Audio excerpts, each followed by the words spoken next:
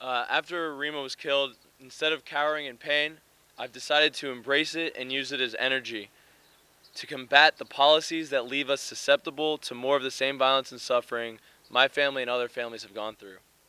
To prevent another tragedy, you have to understand what went wrong, what can still go wrong today, and what we need to do to right those wrongs. The Virginia Tech shooter got his guns because of a gap in the background check system in our state. Because he was determined by a court to be mentally ill, he never should have been able to buy a gun at a gun store, but his records were not in the background check system.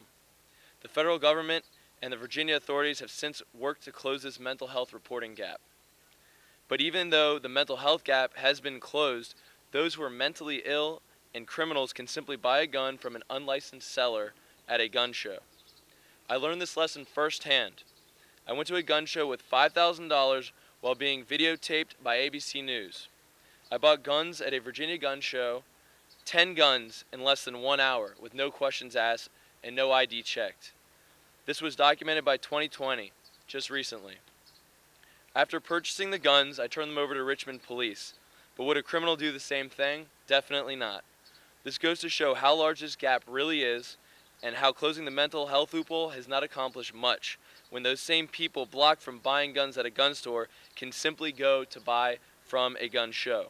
No questions asked and no background check, simple cash and carry. I'm here for one simple goal.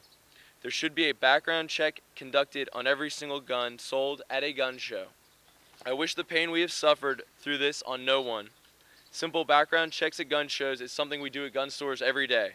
Closing the gun show loophole is something we must do to help prevent future tragedies like April 16th from happening again. I thank everyone for their support, and I urge you all to support this bill.